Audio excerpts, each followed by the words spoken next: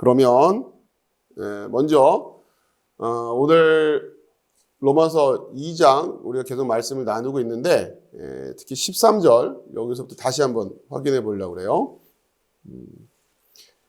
우가르호이 아크로아타이 투 노무 니카이오이 파라토데오 알라 호이 포이에타이 투 노무 니카이오 데손타이. 하나님 앞에서는 율법을 듣는 자가 의인이 아니요 오직 율법을 행하는 자라야 의롭다 하심을 얻으리니. 자, 이렇게 돼 있어요. 전에도 한번 말씀드렸죠. 요게 이제 표현이 요거예요. 여기 요거 요 뒤에가 요게 아니고 알라 요거다라는 요런 의미입니다. 아시겠죠? 여기 뒤에 나오는 거 이게 아니고 알라 요거다 이런 뜻이에요. 이게 아니고 이거다. 호에 아크로 아타이 투 노무. 그러니까 율법을 듣는 자 해도 틀리지 않아요. 문법적으로는 근데 이제 문법을 보니까 투 노무잖아요. 투 노무 그렇죠? 소유격이란 말이에요. 그러니까 율법의 듣는 자 좀 이상하죠. 근데 이제 아무튼 문법적으로는 요 듣는다라는 동사가 뒤에 이렇게 소유격이 와도 목적어로 취한단 말이에요. 율법의 듣는다. 문법으로 말하면. 근데 이건 우리말로 하면 율법을 듣는다라고 하는 거죠. 근데 잘 생각해 보세요. 내가 철수를 듣는다고 할 때에 철수를 듣는 거예요. 그러니까 좀 다른 게 뭐냐면 철수를 본다와 철수를 듣는다는 좀 다르죠. 그래서 철수를 본다는 건 철수의 모양을 그냥 본다는 얘기인데 철수를 듣는다는 거는 철수에다 귀를 대고 듣는 거예요? 그게 아니라 철수가 하는 말을 듣는 거 아니에요. 그러니까 철수로부터 나오는 걸 듣는 거죠, 사실은. 좀 더 이렇게 따지다 보면. 그래서 이 소유격 자체가 그런 의미를 가지고 있었다는 거예요. 그렇죠? 율법의 듣는다는 거예요. 율법으로부터라는 소유격이. 그러니까 율법으로부터 나온 거를 듣는 거예요. 자, 그런 개념으로 이 표현을 여러분이 좀 미루어서 이해하시면 좋을 것 같아요. 그러니까 율법으로부터를 듣는 자. 우리 간단하게 율법을 듣는 자 이렇게 얘기하는 거죠. 디카이오이 파라토데오. 하나님에게 있어서 그들은 그 자들이 의로운 자들이 아니라 알라호이 포이에타이 투 노무 디카이오 데손타이. 율법의 행하는 자. 또 마찬가지예요. 율법을 행한다. 로 번역이 되는데 마찬가지로 했죠. 율법으로부터인 것을 행하는 거다. 여러분이 이렇게 좀 의식적으로 구별을 하고 계시라고 그랬어요. 율법이 있고 율법으로부터라는 게 있어요. 그럼 우리가 직접 경험하고 무언가를 하는 거는 율법으로부터인 거예요. 아시겠죠? 그 개념을 여러분 좀 잘 이해하셔라. 그러니까 이렇게 생각하시면 됩니다. 무슨 얘기냐면 우리가 율법이라는 게 있는데 율법으로부터 뭐가 나오냐면 안식일을 거룩하게 지켜라. 그렇죠? 안식일을 거룩하게 지켜라는 게 율법으로부터 나온 거예요. 그러면 이 안식일을 거룩하게 지키라는 것으로부터 또 뭐가 나오냐면 안식일이라고 하는 오늘 요즘 개념으로 얘기하면은 주일이 되잖아요. 그렇죠? 주일 성수 그런단 말이에요. 이러한 어떤 그 신앙의 전통에서부터 나온 거 아닙니까? 주일 성수. 그럼 여러분 주일 성수라는 것으로부터 또 뭐가 나왔어요? 일요일 11시. 그렇죠? 그러니까 결국 우리가 안식일을 지킨다라고 할 때는 결국 어디까지 내려올 수밖에 없는 거예요? 일요일 11시까지로밖에 여기까지 오른 거 아니에요? 그렇죠? 이게 지금 율법으로부터라는 개념이라는 거예요. 아시겠죠? 결국 우리는 요걸 지키는 거 아니에요? 요거를. 이걸 지키는 게 아니라 이해되시죠? 그러니까 이걸 지킨다라고 생각하는 거란 말이에요. 이걸 지키는 걸 주일 성수고 이걸 지키는 걸 이렇게 지키는 거라고 생각한단 말이에요. 그럼 또 이제 계속 이어지죠. 일요일 11시에 와서 앉아만 있으면 돼요? 꼬박꼬박 졸아도 상관없어요? 아니 그건 아닌 것 같은데 하면서 또 여기로부터 뭐가 또 나와요? 이렇게 해야 되고 이렇게 해야 되고 예를 들어서 좀 이제 굉장히 경건하고 이런 거 막 따지는 분들 같은 경우는 옷 어떻게 입어야 돼요? 반바지 입고 오면 돼요, 안 돼요? 안 돼요. 그렇게 입으면 주의성수가 아닌 거예요. 예를 들면 그렇게 계속해서 이어지는 거죠. 결국 우리가 무언가를 행한다고 할 때는 뭘 행하는 거예요? 결국 이걸 또 행하는 거란 말이에요. 그러니까 의로부터라는 개념, 율법의라는 개념, 투, 노무라는 개념을 이렇게 이해하셔라라고 하는 거죠. 자, 그럴 때, 자, 요 상황에서 여러분들이 결국 우리는 이렇게 해서 이렇게 지켜내는 수밖에 없는 거예요.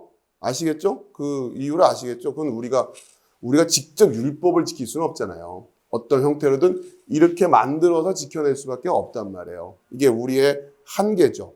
자, 그럴 때 여기서 조심해야 될 게 뭐냐면 외식이라는 개념이에요. 아시겠죠? 외식이라는 거. 그러니까 요거를 규정을 해준단 말이에요. 11시는 그러니까 이런 거예요. 11시는 되고 12시는 안 돼요? 예를 들면 그렇죠? 네, 그런 거. 그러면은 9시는 안 되나요? 왜 11시죠? 이런 부분. 어느 부분이 본질이냐라는 것을 자꾸 돌아가다 보면 다시 또 이렇게 올라갈 수밖에 없는 거 아니에요. 그렇죠? 그럼 이제 이런 것까지 일요일? 꼭 일요일? 이런 것까지 막 이제 오히려 이제 그 질문을 던지는 입장이 있는 거고, 그것까지 무너지면 안 돼. 일요일은 지켜야 돼. 예를 들면 이런 거. 11시하고 오후에 모이기로 합시다. 우리는 주일 예배를 오후 2시에 모입시다. 될까요? 안 될까요? 요런 거예요. 간단히 말하면. 그죠? 근데 여기까지는 될 것 같아. 그러니까 이게 지금 이게 교회 안에서 우리가 이제 본질을 논의한다라고 하는 개념이란 말이에요. 한 번씩 생각해 보자고요. 청바지 입으면 됩니까? 안 됩니까? 라는 것부터 시작해가지고, 목사님이 설교할 때 넥타이 꼭 매야 돼요? 안 매야 돼요? 이런 거부터. 근데 여기에 대해서 엄격한 분들도 있단 말이에요. 그러니까 그걸 이제 율법에서 이렇게 와서 어디까지 가는 거예요? 넥타이 반드시 매야 된다까지 가는 거예요. 그러니까 이것이 율법으로부터가 되는 거란 말이에요. 아시겠죠? 그러니까 그런데 다시 정리하면 근데 이게 꼭 넥타이를 매야 되는 거만이 가능한가? 라는 건 이제 질문을 할 수 있는 거고 안 매면 안 되나? 그러다 보면 넥타이는 안 매도 되지 않을까? 하는 얘기도 나오기 시작하는 거고 그러다 보면 어디까지 허용을 해요? 목사님이 반바지 입고 나오는 건 어떨까요? 그건 좀 아닌 것 같은데? 그쵸? 근데 넥타이 매야 된다고 고집하는 분들 입장에서 넥타이 안 매고 나온 게 반바지 입고 나온 거랑 별 차이가 없어요. 그분들 느낌에서는 그래요. 근데 이제 우리 같은 경우도 반바지는 좀 아니지 않나? 뭐 이런 것들. 오케이. 그 안에서 뭔가 논의가 돼야 되겠죠. 그러면서 이게 우리가 율법을 지킨다고 하는 데 있어서 본질인가 아닌가, 변화할 수 있는 요소가 있는 것이냐 없는 것이냐, 여러분들 이런 생각들을 할 수 있어야 되고 얼마든지 우리가 신앙생활이라고 해서 규정해 놓은 그 규정들은 이게 어쨌든 율법으로부터인 것들이잖아요. 그러다 보니 그 안에는 섞여 있는 거예요. 그렇죠? 뭔가 본질적인 부분도 있고 그리고 뭔가 그 상황에 맞춰서 선택해서 경우에 따라서는 좀 변화될 수 있는 요소가 있는 그런 것들이 있다. 근데 조심해야죠. 그렇게 자꾸 뭐 이것저것 변하다 보면 자꾸 우리의 편의적인 측면에서 그냥 편한 대로만 찾아가다 보면 또 신앙의 어떤 본질을 놓칠 수 있는 우려도 있기 때문에 이런 것들을 잘 조심해야 된다. 그렇죠? 마찬가지입니다. 넥타이는 허용하자. 넥타이까지는 매도 좋고 안 좋고 여기까지 결정. 그러면 11시냐? 이거는 주일 대예배는 무조건 11시지. 상황에 따라서 2시로 모일 수 있느냐? 3시로 모일 수 있느냐? 이거는 어떻게 할까? 지금 요즘 이제 어떤 움직임들이 있냐면 교회를 새로 개척하는 게 생각처럼 쉽지가 않잖아요. 특히 제일 이제 어려운 것 중에 하나가 예배 처소란 말이에요. 예배 처소를 구하는 게 특히 이제 교회 개척하는 분들 입장에서는 초반에 이제 멤버들도 많지가 않고 여유 있는 재정을 가지고 시작하는 게 아니니까 뭐 상가 건물이 됐든 뭐가 됐든 임대한다라는 게 월세가 만만치 않죠. 그러다 보니까 이제 어떤 움직임까지 있냐면 목사님들끼리 건물 하나를 한꺼번에 임대를 해요. 뭐 월세 200만 원이라든 뭐 해서 어느 정도 규모가 되면. 근데 이제 10교회가 모이면 20만 원씩 되는 거 아니에요. 그렇죠? 네. 대신에 이제 어떻게 하자는 거예요? 주일에 어느 교회는 11시부터 이렇게 쓰고, 1시부터 쓰고, 뭐 2시간 정도씩 이렇게 나눠가지고 해가지고 주일을 꼬박 이렇게 하면은 좀 되지 않을까. 서너 교회가 그렇게 같이 하면은 되지 않을까. 그렇죠? 그러면은 아무래도 혼자서 감당하는 것보다는 부담도 적고, 그렇게 공유해서, 그러니까 그렇게 이제 예배당을 공유해서 쓰는 개념들이 좀 있습니다. 여러분 어떻게 생각하세요? 그러니까 이런 거예요. 그럴 때, 이제, 목사님들 입장에서, 거기까지는 이제 생각들이 좀 열려 있는 분들이, 그게 이제 생각을 열고 싶어서인지, 마지 못해서 그런 건지, 그러니까 이게 이런 겁니다. 지금 이 시대에 교회들이 어려움을 겪고 있는 상황들이 많이 있는데, 특히 뭐, 재정적이나 이런 분. 그러다 보니 어쩔 수 없이 목사님들도 그런 생각들을 하기 시작하는 거죠. 그리고 조금씩, 과연 이 시간을 본질이라고 볼 수 있을까? 이러면서 이제 마음이 열리기 시작하면서, 그걸 이제 변화가 이제 자연스럽게 그렇게 되는 거죠. 또 한편에서는 그걸 타협할 수 없는 건데 너무 쉽게 변화된다. 이렇게 또 비판하는 분들도 있을 수 있을 거예요. 아무튼 그런데 지금 상황은 그렇게 되고 있어요. 자, 그렇게 해서 이제 그렇게 이제 교회를 같이 공유 개념으로 예배당을 건물 자체를 공유하는 개념으로 목회를 하시는 분들이 있습니다. 자, 근데 이제 또 재밌는 거는 그 중에서 가장 프라임 시간대는 언제일까요? 여전히 11시예요. 그렇죠?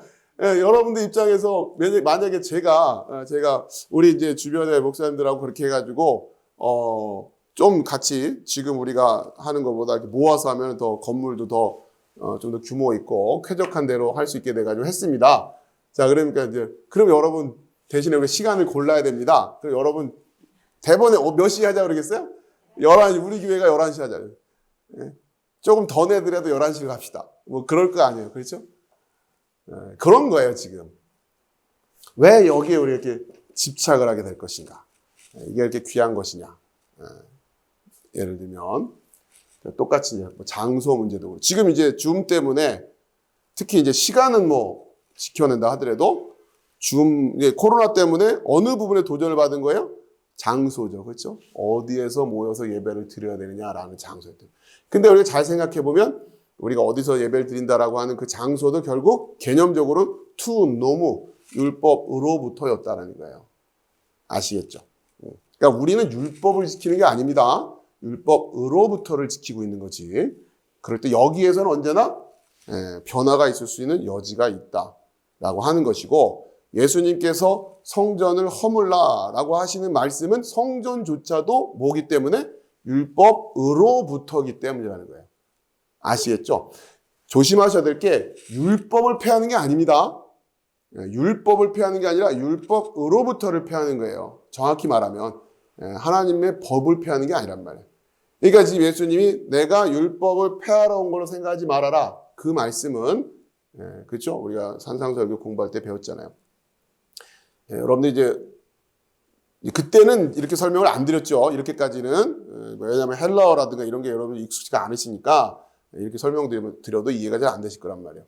그러니까 이런 개념으로 그 말씀을 이해하시면 좀 더 다가올 거예요. 예수님은 이 율법 폐하시는 게 아닙니다.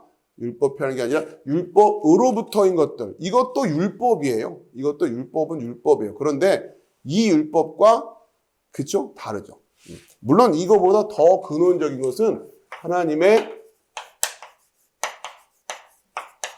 뜻이라고 하는, 그렇죠? 하나님의 뜻이라고 하는 보다 더 근원적인 궁극적인 법이 있는 거죠.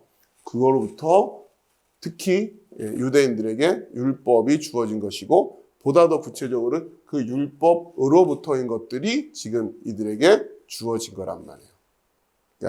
그러니까 요 구별하기 위해서 여러분들 특히 십계명을 여기서 생각하시면 돼요. 여기서 십계명을 율법이라고 보지 마시고 십계명을 율법으로부터라고 하는 거예요. 그런데 굉장히 상위 레벨의 율법인 거죠. 이해되시죠? 이렇게 넥타이를 맬까 안 맬까 수준은 아니에요. 그 십계명은 한참 올라가야 되는 거예요. 그건 함부로 우리가 하자마자 할 수 있는 성격이 아닌 거예요. 그만큼 보다 더 본질에 다가가 있는 율법이기 때문에. 그렇죠? 그러니까 그런 감각을 가지고 여러분이 율법이라는 개념을 이해하실 수 있어야 된다. 이건 굉장히 중요한 감각입니다. 아시겠죠? 자, 이제 그럴 때 아무튼 저는 이제 우리 앞으로 지금 이 시대의 교회들이 이해해야 할 개념이 저는 요거라고 생각하는 거예요. 이 율법으로부터인 것들을 붙들고 있단 말이에요. 아니 그래가지고는 안 된다고요. 보다 더 근원적인 율법의 의미를 이해하려고 하고, 그렇죠? 그 의미를 오늘날 시대에 맞게끔 또 그 시대에 맞는 율법으로부터의 것들로 해석해내야 돼요. 그게 우리의 역할인 거예요. 아시겠습니까? 하나님의 뜻을 묵상하고 율법의 의미를 묵상하고 그리고 나서 우리가 이제 하나님으로부터 이 시대의 성도들이 듣게 되는 것들이 바로 율법으로부터인 것들을 듣게 되는 거예요. 오늘날의 율법으로부터인 이 개념을 여러분 잘 이해하시란 말이에요. 그렇죠? 이거는 시대마다 늘 변화가 있을 수밖에 없는 것이고 그때마다 한 번씩 홍역을 치르게 될 수밖에 없어요. 왜? 그동안 계속해서 세워왔던 전통들이 있기 때문에 그 전통을 한 번씩 깨면서 가야 된단 말이에요. 그렇죠? 네, 그렇기 때문에 그렇게 쉽게 변화될 수는 없지만 그러나 반드시 생명을 가지고 있는 교회는 그 변화 가운데 있어야 된다. 때로는 껍질을 벗기 위한 어려움도 있고 또 거기에 또 적응해야 되고 그 과정에서 새살이 드러나면서 연약한 살이 드러나서 상당히 공격에 취약할 수 있는 상황도 될 수 있겠죠. 지금 오늘 이 시대가 그런 시대라고 생각합니다. 새로운 모습으로 우리가 또 튼튼하게 성장하기 위한 발판을 만들어야 될 시기이고 그러다 보니 또 굉장히 연약한 상황이에요. 외부로부터 공격도 쉽게 노출되어 있는 상황이고 잘못 또 여기서 변화를 하게 되면 이상하게 변화될 수 있다란 말이에요. 지금 오늘 이 시대가 오늘날 시대가 이런 상황이다. 그러기 위해서는 여러분들이 이 개념과 더불어서 외식이라고 하는 개념을 이해하시라고 그랬죠. 그러니까 외식은 간단히 말해서 규정입니다. 규정해 주는 거예요. 그러니까 위선이라고만 이해하지 마시라고 했어요. 위선 이렇게 이해하는 순간 이 전체적인 개념을 놓쳐버리고 아주 표면적인 얘기만 우리가 이해하게 되는 거예요. 자, 여러분들 이해하실 겁니다. 이게 이 외식이라는 게 뭐냐면 이렇게 해서 율법으로부터의 것들을 만들어내게 되잖아요. 그렇죠? 넥타이는 반드시 매야 된다, 뭐 하면 안 된다 이렇게 하는 것들이란 말이에요.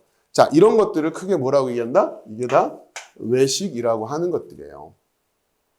아시겠죠? 무의미하다는 얘기가 아닙니다. 이게 무의미한 게 아니에요. 왜? 그 교회 공동체들이 이것을 하나의 율법으로 해석하면서 그 전통을 잘 지켜나가야 되는 거예요. 아시겠죠? 오늘 이 시대에 우리에게 필요한 것이 무엇인가? 우리 교회가, 우리 각 교회들이 율법으로부터인 것들을 규정해내고 오늘 이 시대에 어떻게 우리가 이것을 세워갈 것인가 하는 것을 우리가 또 세우고는 그것을 또 열심히 한 시대를 살아내야 되는 거예요. 막 그때그때마다 막 이렇게 편의에 맞추어서 막 이렇게 하는 게 아니라. 자, 그러면서 그러니까 결국 이 자체에 집착해버리는 거, 그렇죠? 이 자체를 집착해버리는 걸 간단히 말해서 외식이라고 하고 이게 흔한 말로는 율법주의란 말로 이해를 하는 거죠. 그게 바로 율법주의라고 하는 거예요. 그러니까 오해하면 안 되는 게 이 율법의 가치를 폄하하는 게 아닙니다. 이 율법은 지켜내야 되는 거예요. 그렇죠? 근데 문제는 이 율법으로부터인 것들을 결국은 우리는 여기를 하는 거예요. 결국 이걸 하는 거예요. 이거라고 생각하고 이게 하나님의 뜻이라고 생각하고 요걸 한다고요. 넥타이 매는 게 하나님의 뜻이다 이렇게 생각을 한단 말이에요. 아시겠죠? 자, 그런데 이해하고 있어야 될 게 그건 어느 부분이다? 외식이라는 부분이다. 어떨 때 특히 이걸 고착을 시켜버린단 말이야. 이걸 그냥 아주 그냥 이걸 그냥 그러다 보면 이제 어떤 문제가 생깁니까? 여기에는 관심이 없고 이것만 그냥 물리적으로 지켜내는 데 관심이 있는 거 아니에요? 이제 그걸 외식이라고 해요. 더 정확히 말하면. 아시겠죠? 예. 그래서 바리새인과 서기관들이 이 외식하는 자들아 라고 책망을 받는 이유가 그거란 말이에요. 그러니까 우리는 계속해서 뭘 고민하고 있어야 되는 거예요? 하나님의 뜻, 으로부터의 율법, 으로부터의 이것들 이렇게 지금 우리는 해야 된단 말이에요. 그러면서 어디까지 우리가 상황에 따라서 적용할 수 있는 율법들인가라고 하는 것들을 고민할 수 있어야 된다. 자, 그러기 위해서 그러니까 지금 여태까지는 지금 여러분들에게 이 개념을 설명드린 거고, 지난 오랜 시간 동안 여러분 이 개념을 어렵지 않게 느끼시고 생각되고, 이제 우리 교회가 새롭게 여러분들에게 도전하며 여러분이 나아가기를 바라는 게 뭐냐면, 그러면 이건 알았어요, 여러분들. 아, 그렇구나. 넥타이는 꼭 필수는 아닌 것 같다. 그렇지. 그렇다고 해서 너무 막 이렇게 경건하지 않게 막 그렇게 하는 것도 문제지만, 어느 정도, 그렇죠? 우리가 예배에 참여할 때는, 편안한 복장이면서 또, 그러나 그 복장을 딱 봤을 때 뭔가 그래도, 뭔가 좀 갖추려고 했다라는 그런 느낌이 드는 그런 게 필요하지 않을까? 내지는, 그냥 뭐 자기 편한 평상시의 모습으로 예배드리는 게 더 자연스럽지 않을까요? 오케이. 아무튼, 얘기를 좀 해봅시다. 이 어떤 게 더 맞는 것인지 이 얘기를 나눠봅시다. 좋은데, 자, 지금부터 이제 우리 교회 안에서 여러분들이 세워가야 될 기둥이 뭐냐? 그러면 이제 문제는 이 하나님의 뜻은 누가 가르쳐 주는 거냔 말이에요. 결국 이렇게 해서 여기까지 왔어요. 이건 누가 정한 거예요? 지금까지는 소위 말하는 목사님들이 다 정해놓은 거 아니에요. 응? 교회의 뭐 리더라고 하는 사람들, 이런 사람들이 이렇게 전통으로 이렇게 다 정해놓은 거 아닙니까? 응? 여러분이 이 주제에 대해서 여러분이 의견을 개진한 적이 없잖아요. 응? 그렇죠? 이 부분이에요. 그러기에 이제는 뭘 할 수 있어야 된다? 여러분이 이거를 스스로 여러분들이 하실 수 있어야 됩니다. 이걸 하지 못하면 결국 누군가 이게 하나님의 뜻이고 그렇기 때문에 이렇게 하는 겁니다라고 한 이거대로 살아갈 수밖에 없는 거예요, 여러분들은. 그렇죠? 그러면 이제 어떻게 그 하나님의 뜻을 여러분들이 분별해야 될 것이냐? 그러니까 이게 지금 우리에게는 과제인 거죠. 우리 한 사람 한 사람은. 그러니까 우리가 예배 시간이든 뭐 설교 시간에 목사님들의 설교를 통해서 뭐 이걸 통해서 목사님이 일방적으로 전해주는 그냥 그게 하나님의 뜻인 줄 알고 어디 예배 주일날 청바지를 입고 와. 그거는 하나님의 뜻이 아니에요. 그럼 그게 하나님의 뜻인 줄 아는 거 아니에요. 그런가 보다 하고 사는 거 아니에요. 한 번도 진짜 그게 하나님의 뜻인지, 그걸 하나님의 뜻이라고 생각한 목사님 생각인지, 그죠? 장로님 생각인지, 아니면 교회 터줏대감 권사님 생각인지, 터줏대감 권사님들 다니면서 그냥 뭐 이러면 안 돼, 이러면 안 돼, 이러면 그런 분들 계시단 말이에요. 그분 생각인 건지, 교회가 그런 부분에 대해서 고민을 잘 안 하죠. 그냥 늘 그렇게 해왔으니까. 자, 이걸 이제 여러분들에게 도전을 하는 거예요. 이 시대, 오늘날 시대에 우리가 해야 할 일 중에 여러분 이걸 의식을 하고 이걸 이해를 하고, 왜? 이제 새롭게 변화를 해야 된단 말이에요. 새롭게 변화가 필요한 시점이 와 있어요. 그러기에 여러분들에게 이 외식이라고 하는 개념을 가지고 율법으로부터라는 개념을 여러분들에게 계속 가르쳐 드린 거예요. 여러분 이걸 아셔야 될 거 아니에요. 아, 그렇구나. 자, 그러면 이제 뭔가 변화할 때 어떻게 변화할 것이냐. 여러분이 이걸 해야 된다. 그렇죠? 이 훈련을 해야 된다. 하나님의 뜻을 여러분들이 찾기 위해서 어떻게 해야 될까요? 이건 성경 공부를 해야죠. 그렇죠? 근데 이것도 성경 공부를 예전에 교회에서들 다들 뭐 이렇게 저렇게 했잖아요. 근데 그런 성경 공부가 아니라 여러분이 정말 실제적으로 성경을 읽어낼 수 있는 공부를 하셔야 된단 말이에요. 그렇죠? 그냥 단순히 뭐 구약은 몇 권, 신약은 몇 권, 이런 거, 이런 공부만 가지고는 하나님의 뜻을 분별한다는 게 쉬운 게 아니에요. 그렇죠? 바울이 쓴 성경은 이런 겁니다. 바울 서신의 뭐 얘기 이런 거고, 로마서의 주제는 이런 거고, 뭐 이런 정도로 얘기를 해가지고는 되지가 않는다. 결국 여러분이 성경 한 줄 한 줄을 붙들고 읽어 나가고 그 뜻을 찾아내려고 하는 그런 공부들을 할 수 있어야 된다. 그러니까 읽어 나갈 수 있어야 된다. 간단히 말해서. 지금 저희 교회가 앞으로 세워 나가고자 하는 중요한 사역의 방향 중에 하나다. 그렇죠? 그리고 그러한 사역들을 열심히 해낼 수 있는 그런 교회로 세워져 가기를 소망한다는 것이고, 저는 목회자로서 여러분들에게 초청하는 거죠. 동참하시기 바랍니다. 이 시대에 뭐 여러 가지 교회들이 해야 할 사역들이 있지만 못지않게 중요한 사역이다. 성도들이 성경을 직접 읽어 나갈 수 있는 소양을 갖추어 나가게 하는 것. 그렇죠? 이게 간단한 일 아닙니다.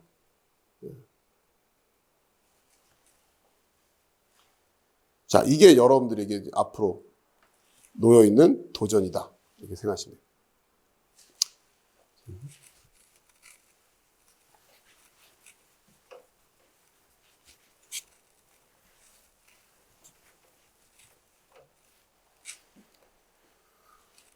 이걸 위해서 이제 여러 가지들이 갖춰져야 되는데, 제일 먼저 우선 성경 읽는 거예요. 여러분 성경을 읽어 나갈 수 있어야 된다.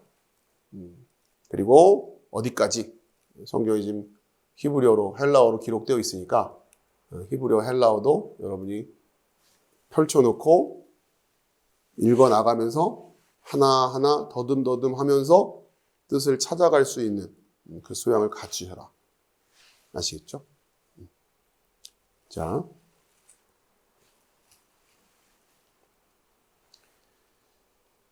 그래서 그 율법을 행하는 자들이 의롭다고 선포될 것이다. 이랬단 말이에요. 그렇죠? 성경에 그렇게 돼 있죠. 그럼 결국 이 율법을 행한다는, 그러니까 율법으로부터예요. 투 노무니까. 그렇죠? 포이에타이 투 노무니까 율법으로부터를 행하는 거예요. 그렇죠?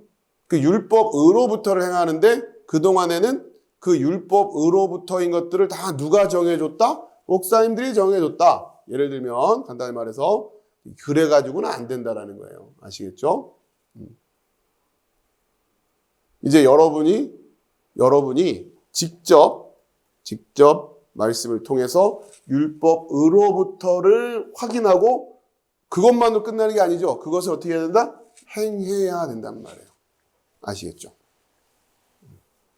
그것을 행하는 자들을 그들이 의롭다고 선포되어질 것이다. 그러니까 여러분 이게 이 디카이오 데손타이, 의롭다고 선포되어질 것이다.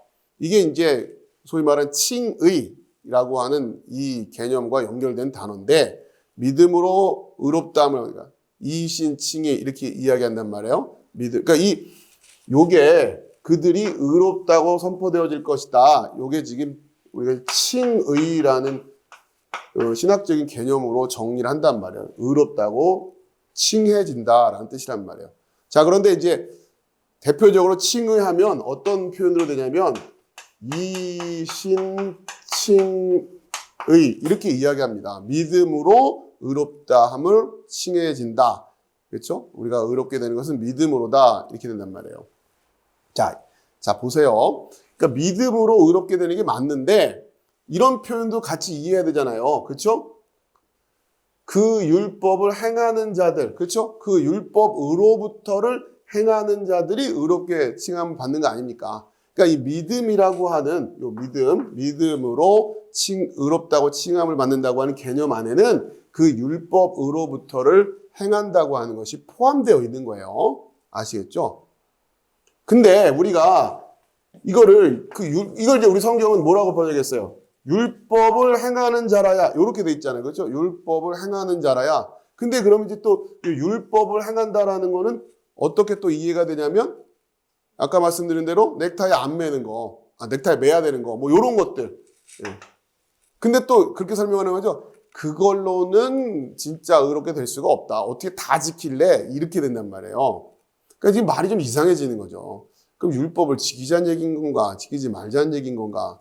그렇죠? 그럼 믿음으로 의롭게 된다는 건 뭐고? 율법을 행해서는 의로워질 수가 없다는 게 뭐고? 이게 뭐지? 예, 이게 헷갈려질 거란 말이에요. 앞으로 이제 그걸 이제 로마서를 통해서 우리가 해결해 나가야 되는데, 기존의 교회들에서 설명되었던 그 초점들에, 그러니까 이게 좀 혼란스럽게 돼 있는 거예요. 그러다 보니 정리가 안 돼 있단 말이에요. 자, 신학자들의, 우리가 수요 모임 때 신학적인 그 텍스트를 읽으면서 공부를 하고 있지만, 일단 그건 좀 나중으로 미루고 계속 해나가지만 우선 성경이 뭐라고 이야기를 하고 있는 건지 그냥 담백하게 그냥 여러분 기억을 합시다. 아시겠죠? 요거 놓치지 마시란 말이에요. 율법을 행하는 자라야 이렇게 번역이 됐습니다. 근데 정확히 율법으로부터를 행하는 거예요. 그렇죠? 율법으로부터를 행해야 된다. 이 말씀도 성경에 명확히 기록되어 있다고 하는 것을 놓치지 마시라는 겁니다. 율법으로부터를 행해야 된다. 아시겠죠? 그러니까 그냥 믿음으로만 구원 이렇게만 너무 쉽게 가지 마시라는 거예요. 일단 이 말씀이 있으니까 씨름을 해야 된다. 그렇죠? 그럼 여러분들 뭘 찾아내야 돼요? 율법으로부터. 내가 행할 그 율법으로부터라는 것. 투 노무라는 것. 그렇죠? 율법으로부터라는 것을 여러분들이 찾아야 되잖아요. 다시 반복하지만 그러면 그 율법으로부터를 어디 가서 찾을 거예요? 여러분이 찾아야 된다는 얘기예요. 아시겠죠? 여러분이 찾으시라고요. 저 같은 목사들한테 전해드리려고 하지 말고 이걸 여러분이 잘 이해하시라는 거고, 그렇죠? 자, 그러면서 교회라고 하는 공동체는 결국 그 율법으로부터인 것들을 함께 공유하고 있는 사람들이에요. 아시겠습니까? 아니, 좀 다를 수 있어요. 무슨 일이 있어도 11시에 모여야 된다고 하는 사람들끼리, 그러니까 11시에 모여야 되는 사람은 어떻게 하자는 얘기예요? 어떻게 할 수 있어요? 그럼 그런 사람들끼리 모여야지 어떻게 해요? 무슨 말씀인지 알겠어요? 네. 그렇게 해서 교회를 하면 돼요. 응? 아시겠습니까? 그게 맞고 틀리다 우리가 막 그렇게 할 얘기가 아니란 말이에요. 그럼 그분들이 그렇게 율법으로부터인 것으로 한 거 아니야. 자, 그러나 단지 이런 거지.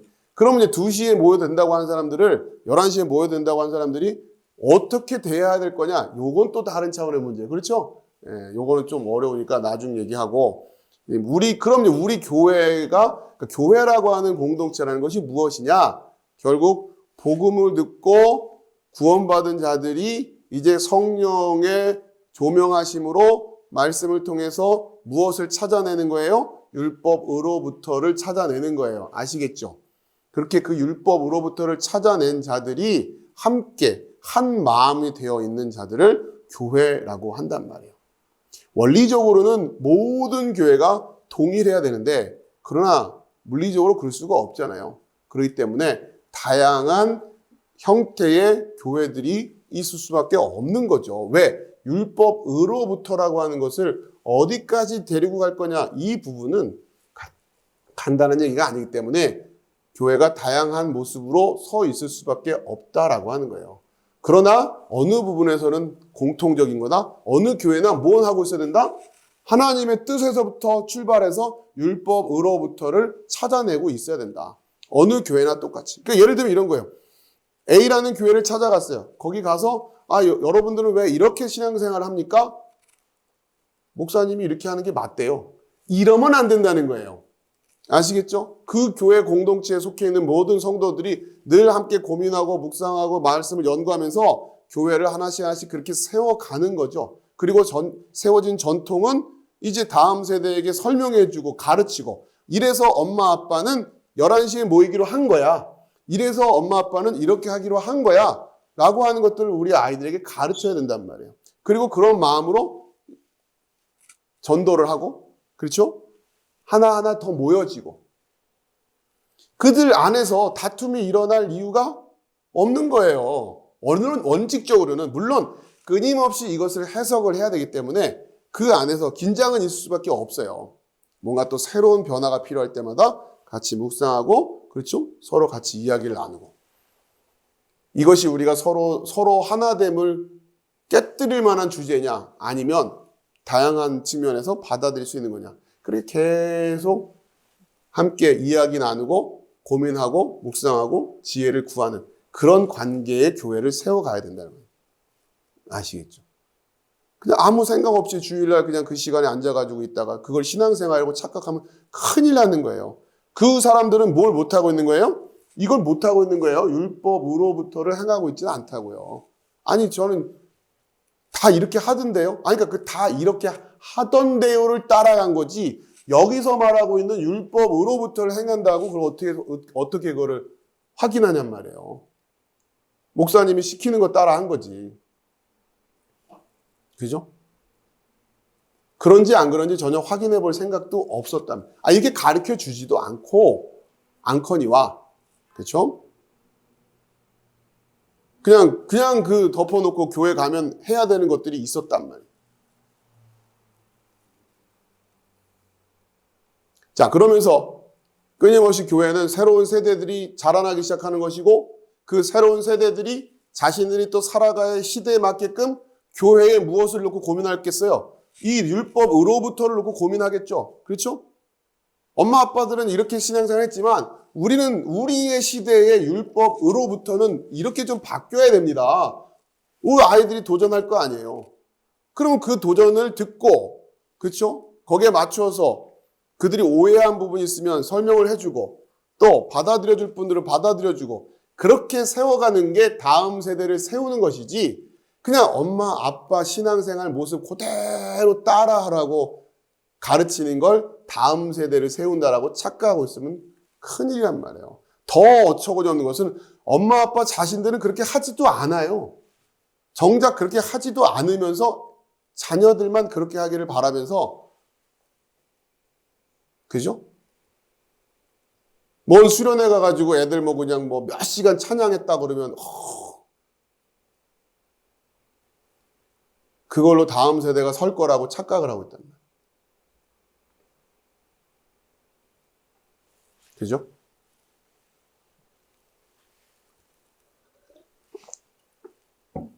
그 애들을 몇 시간씩 그냥 공중공중 뛰게 만들려고 온갖 심리적인 분위기를 다 조장을 하죠.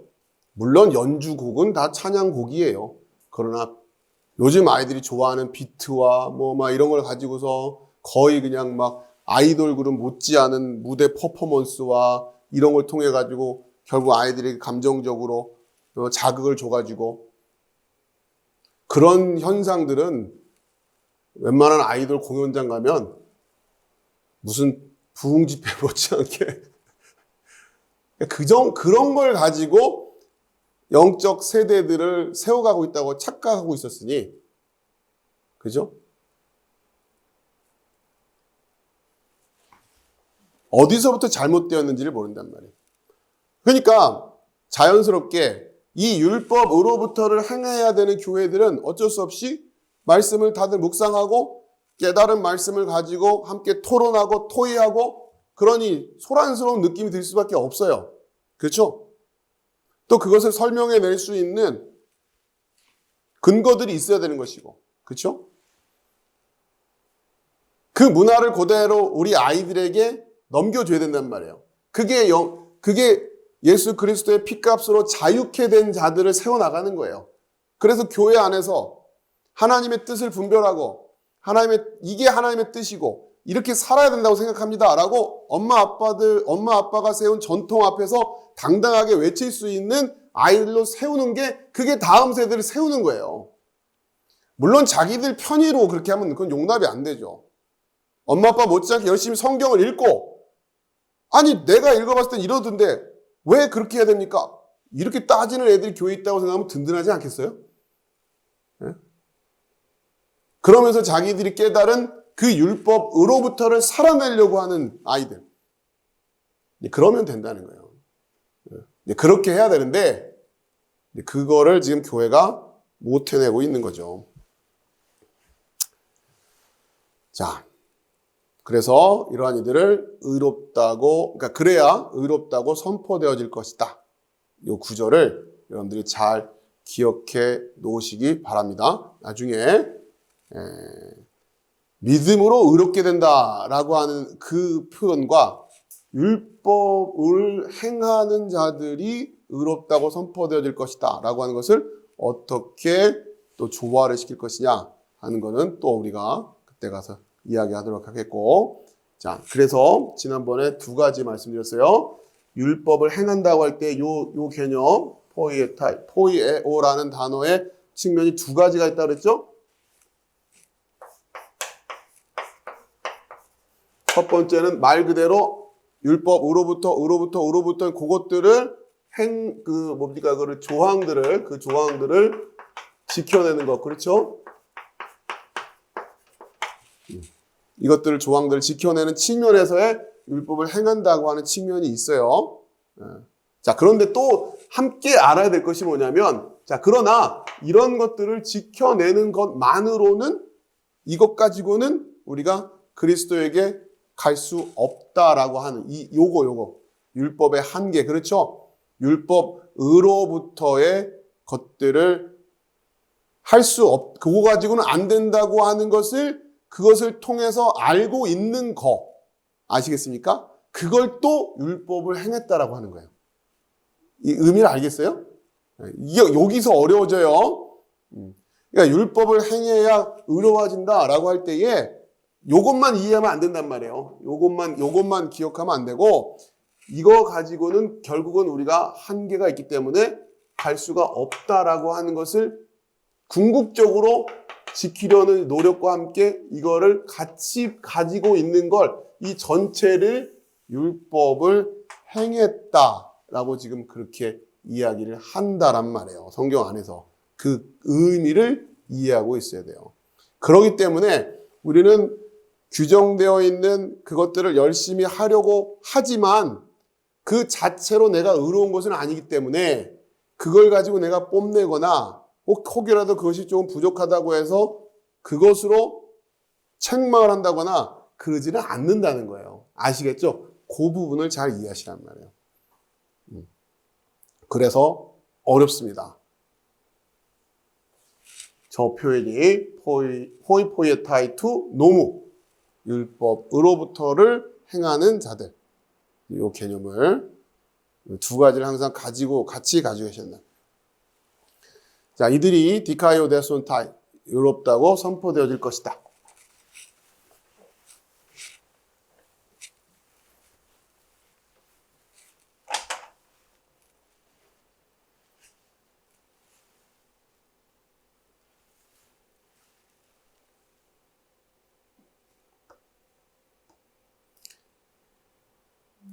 자, 우리가 의롭다고 선포되어질 것이다 라고 하는 개념, 아까 이제 칭의라는 개념으로 설명을 드렸는데, 좀 더 공부를 좀 해볼게요. 물론 이제 앞으로 더 공부를 해야 될 내용이 많지만 오늘 그냥 기초적인 것들만 몇 가지 이해를 합시다.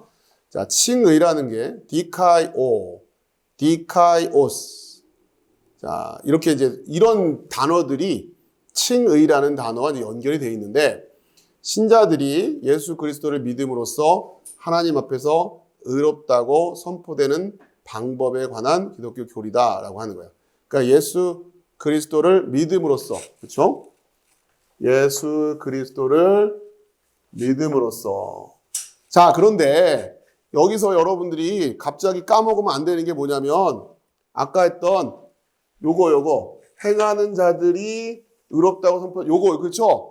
이거 갑자기 까먹으시면 안 돼요. 이거와 함께 고민해야 되는 거예요. 율법으로부터 것들을 행하는 자, 분명히 성경이 이렇게 이야기하고 있기 때문에 이 주제를 너무 어차피 우린 율법 못 지키잖아. 그러니까 믿어서 구원받는 거야. 이렇게 가면 안 된다고요. 아시겠습니까? 이게 지금 그러니까 이 부분 때문에 지금 이렇게 우리가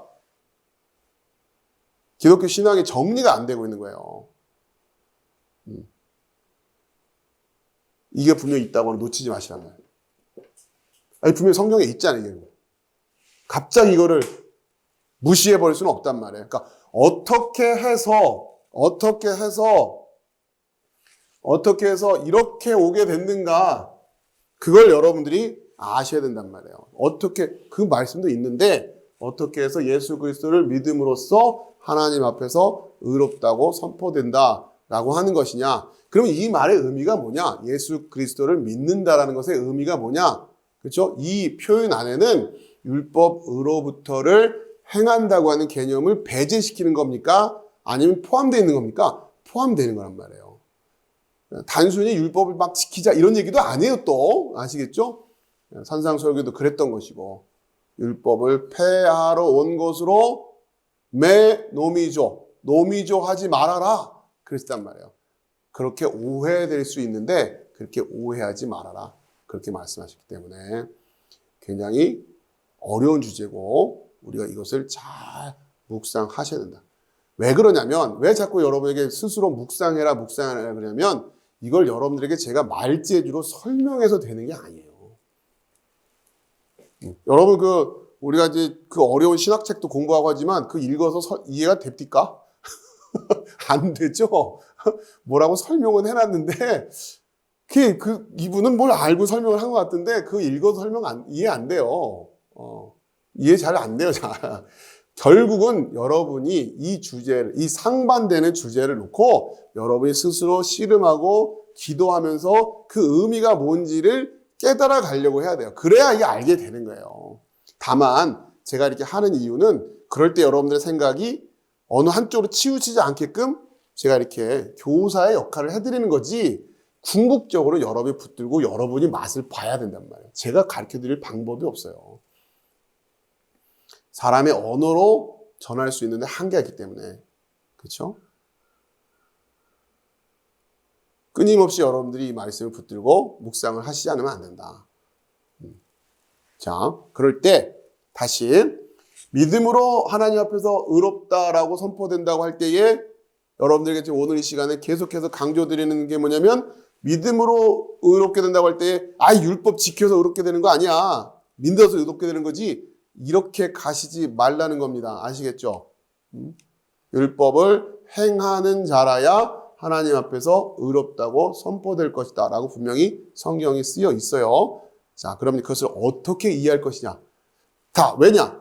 이 말씀이 없었으면 예수 그리스도를 믿음으로써 의롭게 된다는 말씀이 없었으면 여러분 율법을 열심히 또 행하려고 할 거 아닙니까? 그렇죠? 근데 이 말씀이 있다 보니 이게 단순히 그런 건 아닌가 본데 하면서 생각을 하게 되는 거 아니에요. 그렇죠? 자, 그러면서 디카이오라는 단어를 조금 이렇게 그 사전에서 찾아보면 이런 뜻이에요. 영어 사전이기 때문에 그냥 영어를 그대로 써놨어요. To cause someone to be in a proper or right relation with someone else. 다른 사람과 뭐라고요? 올바른 관계에 놓여지게 하는 것을 디카이오라고 이 기본적인 뜻이 그렇다고 하는 거예요. 그러니까 그러니까 우리를 의롭게 한다고 하는 게 우리가 어떤 거다? 다른 사람과 올바른 관계에 놓여 있게 되는 거다. 그러니까 나와 다른 사람과의 관계 속에서 이런 거예요. 그러니까 1차적으로는 그러니까 이런 겁니다. 그 법정에서 올바른 관계에 놓여지게 한다는 게 무슨 얘기예요? 돈을 껐습니다. 안 껐습니다. 막 다툴 때 판사가 뭘 판단해 주는 거예요? 돈 꾼 사람, 돈 빌린 사람 이렇게 관계를 딱 만들어 주는 거 아니에요. 이해되시죠? 다 들어보니 당신은 돈을 빌려준 사람이고 당신은 돈을 꾼 사람입니다. 그러니 내가 그렇게 그걸 뭐라고 한다? 디카이오라고 한단 말이에요. 그러니 이제 꾼 사람은 받아야 되는 거 아니에요. 그렇죠? 그거예요. 그거. 간단히 말하면 그것을 디카이오라고. 근데 물론 이것이 성경 안에서는 주로 어느 측면에서 우리와 하나님과의 관계 속에서 그렇죠? 우리를 디카이오 하게 된다. 그러면 여러분 잘 이해하세요. 내가 의롭게 된다고 하는 개념을 이게 이제 의롭다로 번역됐기 때문에 그런데 예를 들면 돈을 꿨는데 안 꿨다고 열심히 주장하던 사람이 판사가 뭐라고 판결해주면 의로워지는 겁니까? 다시 어렵나요? 돈을 꿨는데도 안 꿨다고 주장하는 사람을 판사가 뭐라고 판결해주면 의로워지는 겁니까? 돈을 꿨다라고 판결해주는 거. 그렇죠? 그럼 그 사람 입장에서 뭐가 될 때? 빚쟁이가 될 때. 빚쟁이가 돈을 꿔준 겁니까? 꿔준 사람. 저 맨날 이게 헷갈리는데 아무튼 돈을 꾼 사람. 당신이 돈을 꿨어요 라고 판결을 해주는 게 그 사람이 의로워진 거예요. 아시겠어요? 이게 굉장히 중요한 개념인데.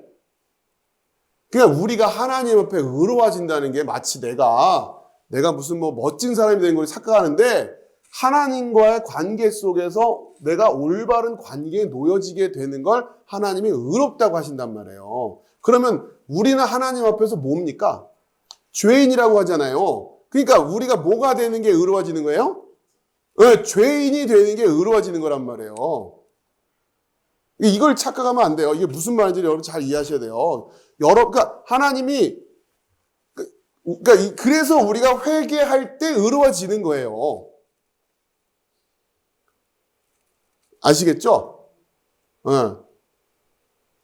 근데 마치 이거를 그러니까 예를 들어서 막 뭐 위험에 처한 사람을 확 구해주면 내가 무슨 의인이 되잖아요. 그렇죠? 의로운 사람이라고 하잖아요. 그러니까 하나님이 나를 의롭다고 하신다면 그렇게 이제 얘기하면 마치 내가 그런 사람처럼 취급해 주신다 라고 착각하는데 그 얘기가 아니라고요, 지금. 디카이오라는 단어 자체가 이 법정적이라는 의미가 여러분 오늘 이게 엄청 아마 이게 처음 들어보실 텐데 예? 이거 잘 이해하세요. 그죠? 그게 의로운 거 아니에요. 아니 돈 꾼 사람 보고 당신이 돈 꾼 걸 판사가 딱 들어주고서는 막 이렇게 했는데 들어보니 아무리 안 껐다고 주장하지만 증거 보고 하니까 당신은 돈 꾼 게 맞아 라고 판결을 해주는 순간 이걸 뭐라고 한다? 디카이오 했다라고 하는 거예요. 아시겠습니까? 그럼 우리는 하나님 앞에 하나님과 우리와의 관계 속에서 어떤 관계로 나에게 선포되어질 때 내가 디카이오해진 겁니까? 여러분 이걸 어떤 판결이 진리냔 말이에요. 어떤 판결이 여러분에게 진리냐고요. 여러분이 간단히 말해서 하나님이 내 은혜 아니면 너는 못 사는 존재야 라고 선포해 주실 때 의가 되는 거예요. 그게 우리와 하나님과의 진짜 관계니까. 아시겠죠? 나 없인 너 못 사는 존재야 라고 선포해 준단 말이에요. 그럴 때 우리는 의로워지는 거예요. 그걸 의롭다고 하는 거예요. 그 증거가 뭐예요? 십자가. 우리가 십자가를 믿습니다고 하니까 안 그러면 뭐 자기가 알아서 하면 되죠. 그럼 너의 행위로 한번 해봐. 그렇죠?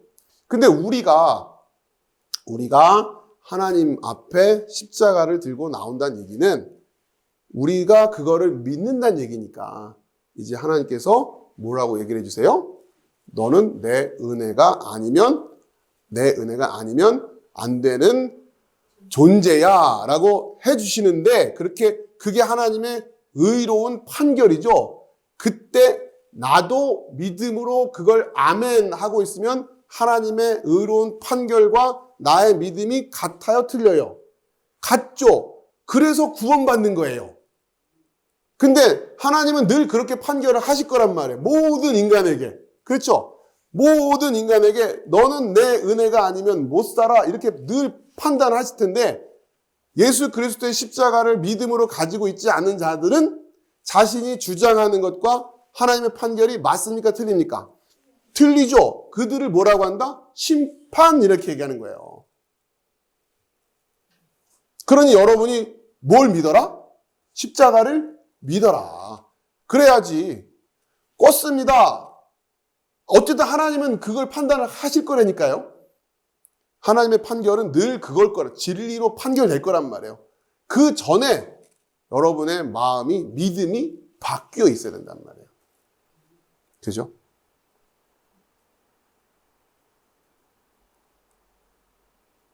그러면 그 빚을 그러니까 우리는 그러면 이제 죄인임을 고백했으니까 죄값을 치러야 될 거 아닙니까? 근데 이미 십자가에서 죄값을 치렀다는 거 아니에요. 그러니 왜 이 복음을 안 받아들이냐고요. 그죠? 만약에 끝끝내 십자가를 믿지 않는 자들은 이제 그 죄값을 뭐로 치러내야 돼요? 자기의 피값으로 치러내야 되는 거예요. 그거 어떻게 치러내실 거예요? 무슨 재주로 우리가 그 값을 치러내겠습니까? 그죠? 우리나라는 좀 다르지만 미국 같은 경우는 재판할 때 보면은 모든 죄들을 다 더해서 형량을 주잖아요. 그래서 막 몇백 년 이렇게 형량을 받는 사람이 있어요. 죄값을 다 치우라니까 몇백 년 동안 치러야 돼요. 그럼 우리의 죄값을 우리가 뭘로 치러낸다? 우리의 영원한 형벌로 치러내는 거예요. 그렇죠?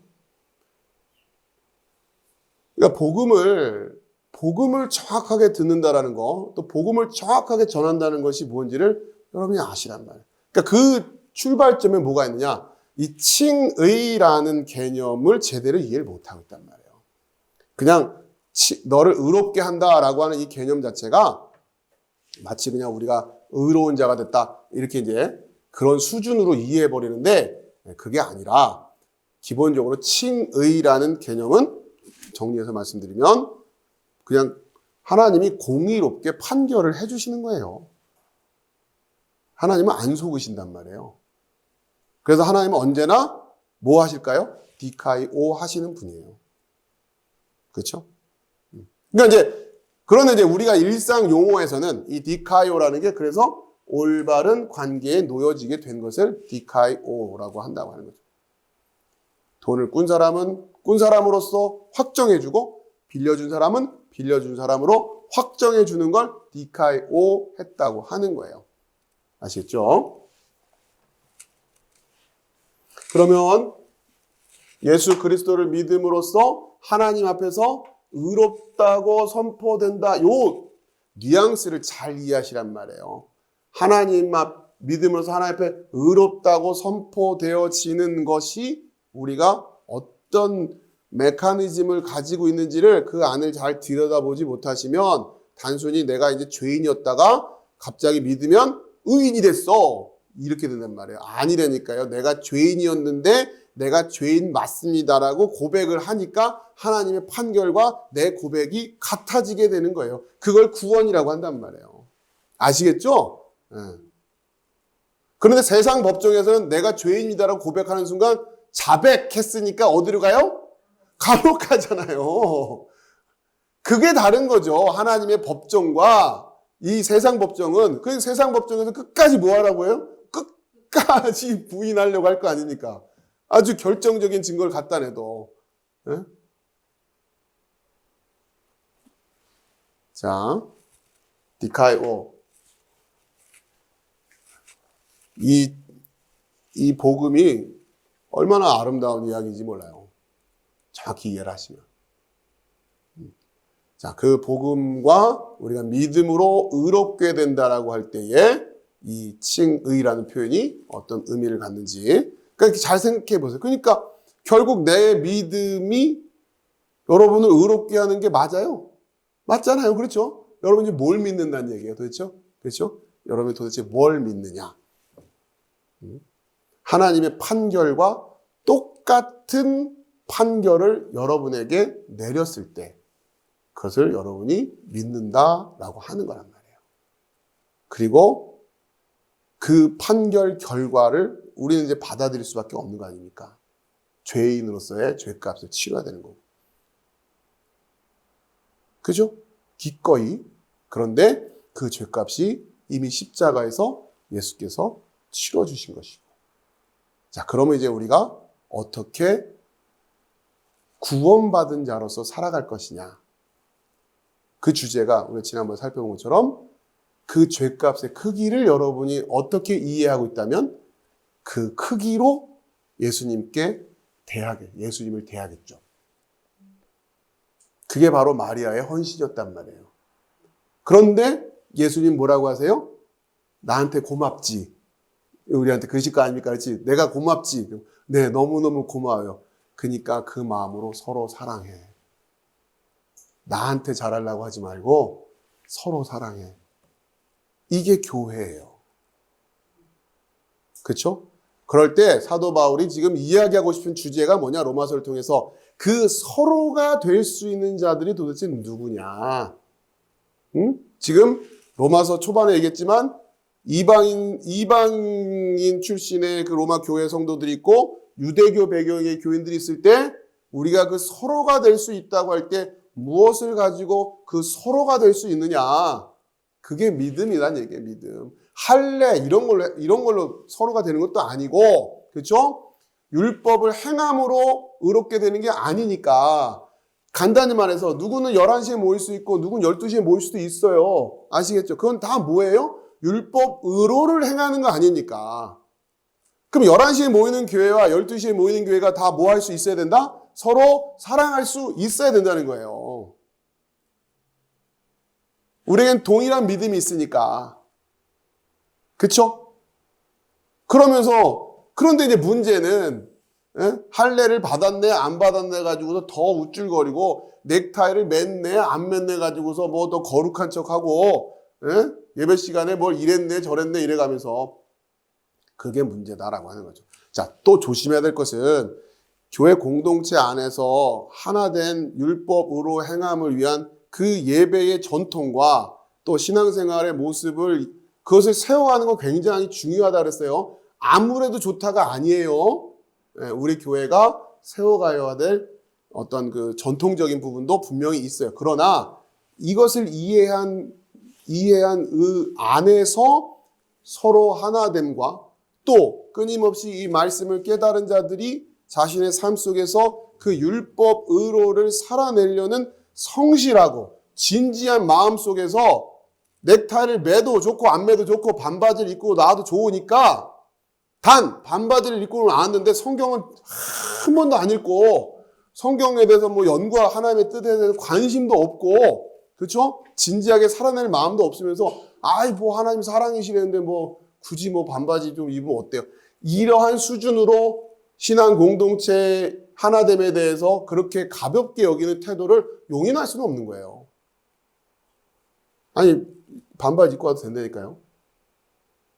그러나 진지하게 말씀을 붙들고 살아내려는 그렇죠? 그러한 마음의 자세가 없이 그냥 자유함만 가지고서 그런 몇 가지 편의적인 발상으로 신앙생활을 하려고 한다. 그럼 어떻게 주의 몸된 교회가 튼튼하게 서갈 수 있겠습니까? 그렇게 교회 안에 와서 막 휘젓고 다니는 거를 용납할 수는 없죠. 그렇게까지 허용할 수 있는 그런 얘기는 아니다라는 거예요. 그렇죠? 우선 여러분들이 이 주제를 먼저 잘 이해하시고 이게 조화롭게 어떻게 우리가 교회 안에서 그 율법, 하나님의 마음을 헤아려 가면서 복음 안에서 거듭난 자들이 이제 서로 사랑할 수 있다고 하는 그렇죠? 그 관계를 이해하고 누군가는 11시에 누군가는 2시에 그 열심의 모습으로 살아내려고 할 때에 각자 그 이유를 깨닫고 그 의미를 지켜내려고 하지만 그 너머에 있는 자들을 믿음 안에서 하나 된 형제로 바라볼 수 있는 그렇죠? 그래서 서로 사랑할 수 있는 그 교회. 각각의 교회가 그렇게 아름답게 서가게 되는 거다. 이것이 성경을 통해서 우리가 이해하고 있어야 될 올바른 교회의 모습이고 성도의 모습이다 라고 하는 거예요. 자, 오늘 여러분이 디카이오라는 개념을 설명드리면서 시간을 많이 좀 할애를 했는데 한 번에 좀 안 들어오시더라도 우선 잘 이해하시고 제가 좀 비유적으로 설명드린 부분을 묵상하시면서 내가 의롭게 된다고 하는 의미를 다시 한번 잘 생각하시면서 이 주제를 정확히 이해해야 앞으로 이제 사도 바울이 논의하고자 하는 주제의 핵심이 어디 있는지를 이해할 수 있게 된다라고 하는 겁니다. 자, 마치도록 하겠습니다. 기도합시다.